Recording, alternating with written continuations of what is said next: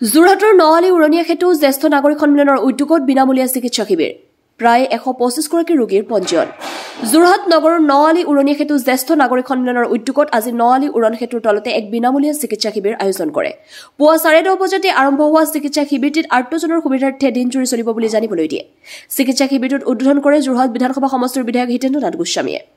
চিকিৎসা শিবিৰটোত doctor Arun Kumar Barua doctor পংকজ্যোতি দত্তৰ লগতে নৱালী অঞ্চল তথা উদ্যোক্তা অনুষ্ঠানটোৰ লগত বিশেষভাৱে জড়িত কেইবাগৰাকীও চিকিৎসক উপস্থিত থাকে নৱালী অঞ্চলৰ প্ৰায় 125 গৰাকী ৰোগীয়ে চিকিৎসাৰ বাবে বৰ্তমানলৈকে পঞ্জীয়নভুক্ত হৈছে যদিও সন্ধ্যালৈকে আৰু ৰোগী অহাৰ আশা আছে বুলি মন্তব্য কৰে উল্লেখযোগ্য যে 2 বছৰ পূৰ্বে গঠন হোৱা অনুষ্ঠানটোৰ এনে এটা গুৰুত্বপূৰ্ণ পদক্ষেপক সকলোৱে শলাগ লয়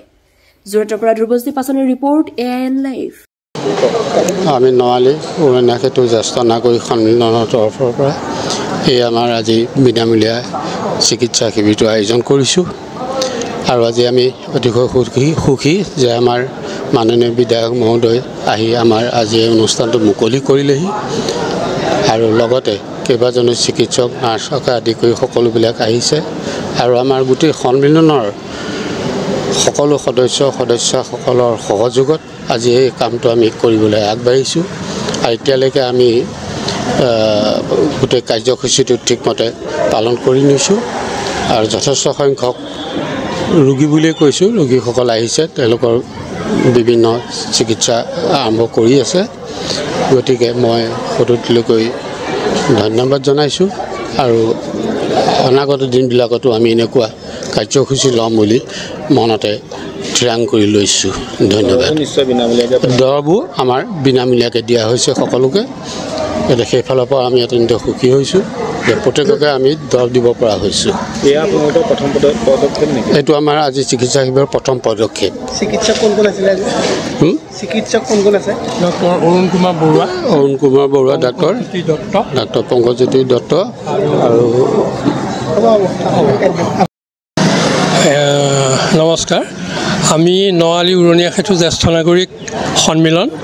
এবৰ চালুকীয়া অনুষ্ঠান 2 বছৰ হৈছে আমাৰ আমি এনেকুৱা জনহিতকৰ কাম কৰিবৰ কাৰণে জ্যেষ্ঠ নাগৰিকসকল বদ্ধপৰিকৰ হৈ আছোঁ আমি এটা প্ৰথম প্ৰচেষ্টা হিচাপে আমি আমাৰ জ্যেষ্ঠ নাগৰিকসকলৰ ভিতৰত যিসকল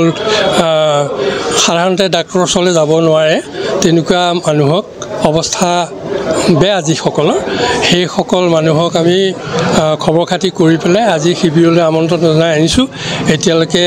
125 জন ৰোগীয়ে নাম ইয়াত পঞ্জীভুক্ত কৰিছে আৰু কাম আমাৰ চলি আছে আৰু দুটা ইউনিটে আমাক সহায় কৰিছে এটা হ'ল 104 আৰু আনটো হ'ল MNC ন দুটা দলে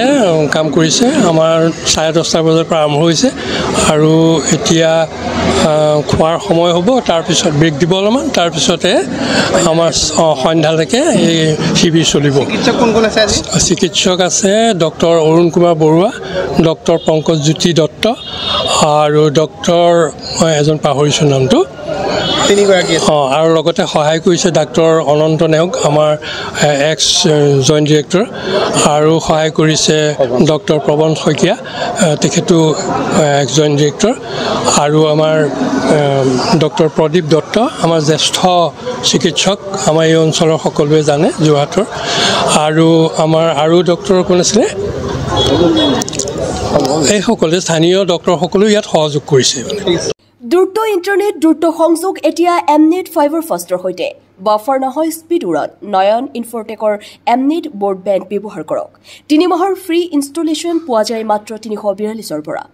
অসমৰ প্ৰতিটো ঘৰত দ্ৰুত ইণ্টাৰনেট এমনেট ফাইবাৰ ফাষ্ট আপোনাৰ লগত অনলাইন কাম খেল আৰু বিনোদন একে ইণ্টাৰনেটত সম্ভৱ আপোনাৰ স্পীড আপোনাৰ পছন্দ 30 Mbps-ৰ পৰা 155 Mbps লৈ এতিয়া ধীৰ ইণ্টাৰনেটক বিদায় দি ফাইবাৰ ফাষ্ট লৈ আহক অসমত প্ৰথম দ্ৰুততম ইণ্টাৰনেট সেৱা MS নয়ন ইনফৰটেকৰ পৰা নতুন যুগৰ নতুন স্পীড ফাইবাৰ ফাষ্ট ব্ৰডবেণ্ড ঘৰলৈ